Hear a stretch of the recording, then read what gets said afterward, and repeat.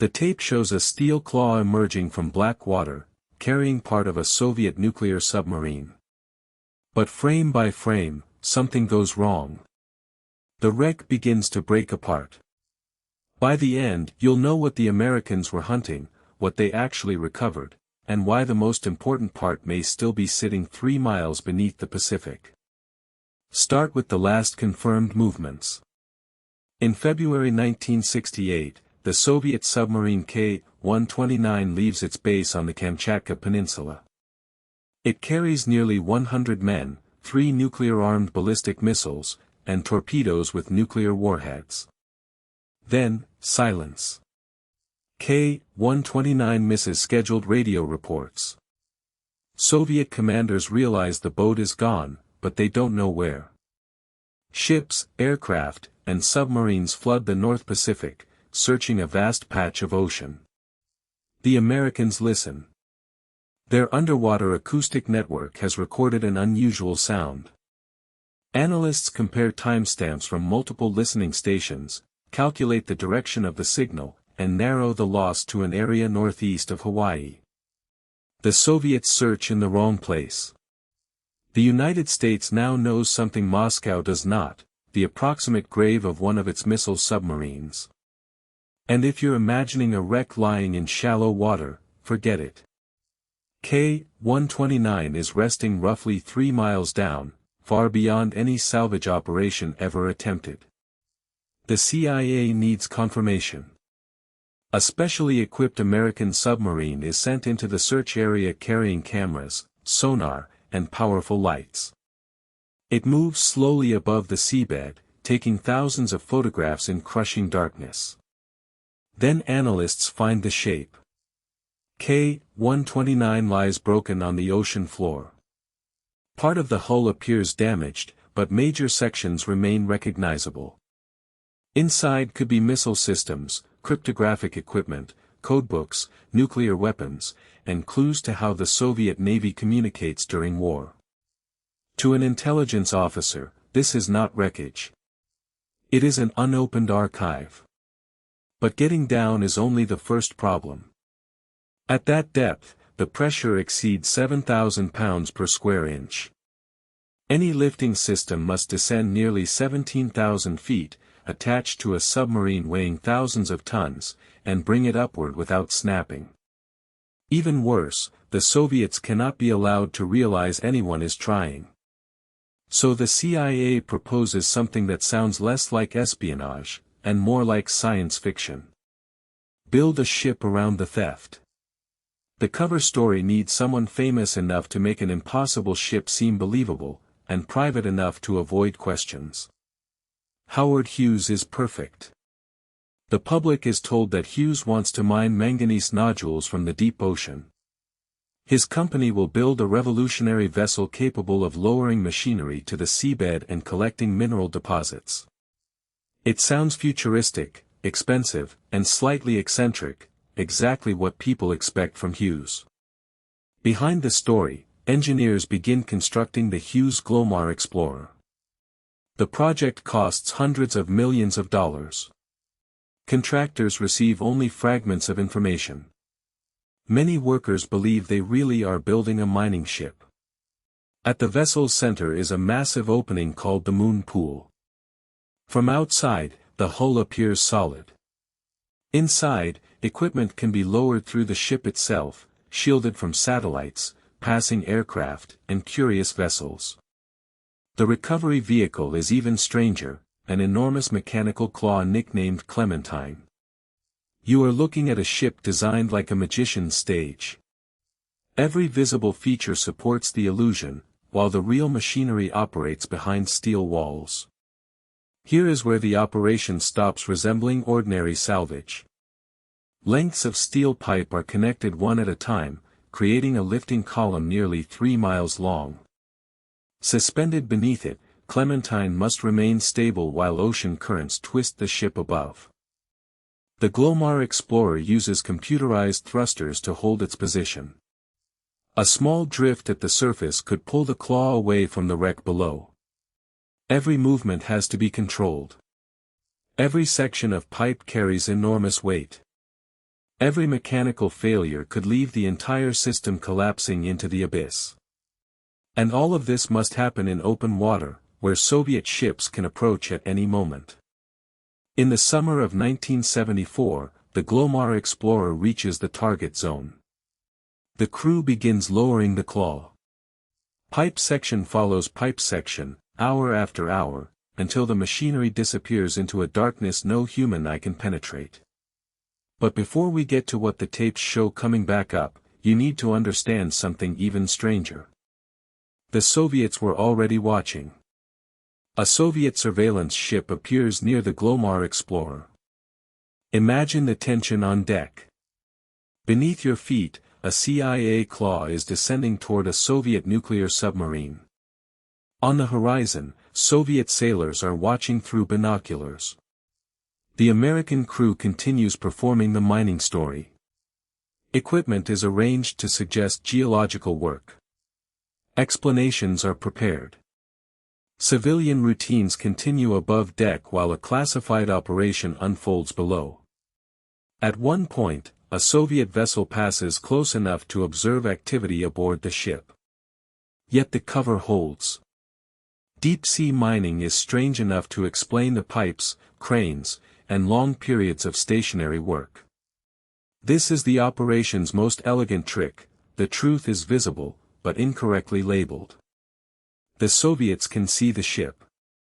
They can see the equipment. They may even suspect intelligence activity. But suspicion is not certainty, and without certainty, Moscow risks exposing its own loss by confronting the Americans. So the watchers eventually move away, while Clementine reaches the seabed and positions itself around K-129. Now the theft begins. The claw closes around the submarine. Operators begin the ascent, raising the wreck inch by inch. The load travels upward through miles of water while the ship fights waves, currents, and the immense strain beneath it. There is no quick recovery. The lift takes days. Inside the control spaces, instruments are watched constantly. On deck, pipe sections return one at a time and are removed. With each section, K-129 rises closer to the ship. This is the moment the recovered footage becomes almost unbearable. The images are murky. Machinery fills the frame. Men stare at gauges whose movements seem insignificant unless you know what hangs below them. They are not simply lifting steel. They may be raising Soviet encryption systems, nuclear weapons, and intelligence capable of changing the balance of the Cold War. Then the readings shift. Something is happening to the load, something the cameras cannot see. Partway through the ascent, sections of Clementine fail. The submarine begins slipping from the claw. You can reconstruct the disaster from the tension in the machinery and the fragments later released. Thousands of tons of wreckage twisting beneath the ship, steel supports giving way, operators unable to reach what is happening miles below. Most of K-129 breaks free.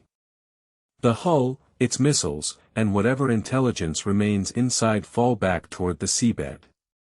After years of planning, an enormous budget, and one of the most advanced ships ever constructed, the central prize is disappearing into darkness. But not everything falls. A section of the submarine remains inside the claw. Clementine continues upward carrying a fragment of K-129 toward the moon pool.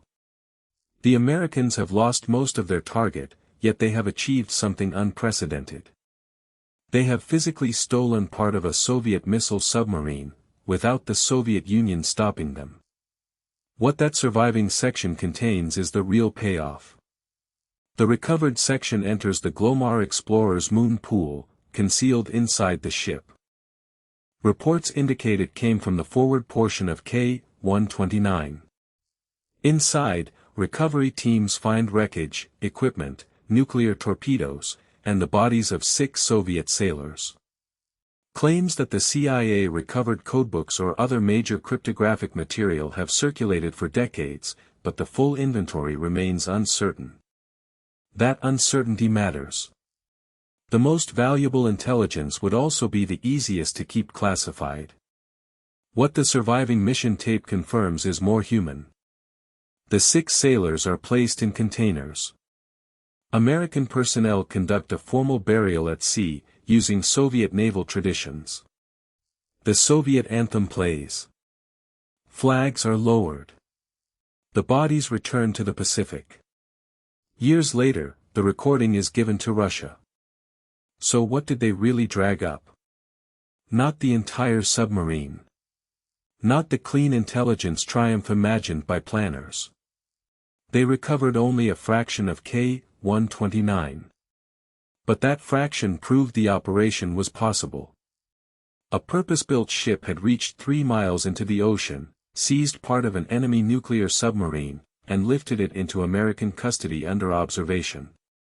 The mission failed at its largest objective, and still became one of the most audacious intelligence successes in history. The CIA considers returning for the rest. A second recovery mission could target the wreckage still lying below. But the secret is already unraveling. Burglars break into an office connected to Howard Hughes and steal documents. Reporters begin tracing rumors of a bizarre government operation. In 1975, newspapers exposed the Glomar Explorer's real purpose. The cover story collapses.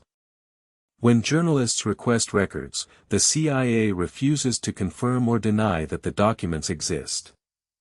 That response becomes famous as the Glomar response, language still used by government agencies when even acknowledging information could expose classified facts. The ship built to hide an operation leaves behind a new way to hide answers. And the surviving footage creates one final contradiction. We can watch the burial. We can inspect portions of the engineering. We can read declassified histories. Yet we still cannot state with certainty what intelligence entered American hands. The story is public, while its most important details remain classified. Most of K-129 is still on the Pacific floor. Its missiles, internal compartments, and the failed sections of the lifting system remain in crushing darkness. The exact coordinates are not marked for the public. The ocean has become the final classified vault. That is what makes the grainy tapes so unsettling. You are not watching a complete victory. You are watching the surviving edge of an operation whose greatest prize slipped away. Every damaged frame invites the same question: if the recovered section was only a disappointment, why did so much remain secret? Perhaps the answer is simple. Intelligence agencies protect methods, even when missions fail. Or perhaps that fragment contained more than officials ever admitted. Either way, the Glomar Explorer was not truly built to mine the seabed. It was built to make an act of international theft look like industrial progress, and for a few extraordinary weeks, the illusion worked. If this broke your brain a little, subscribe. We drop one of these every week. And next time, we're opening the file on a disaster that came down to a single electrical switch. The Goldsboro bomb nearly detonated over North Carolina.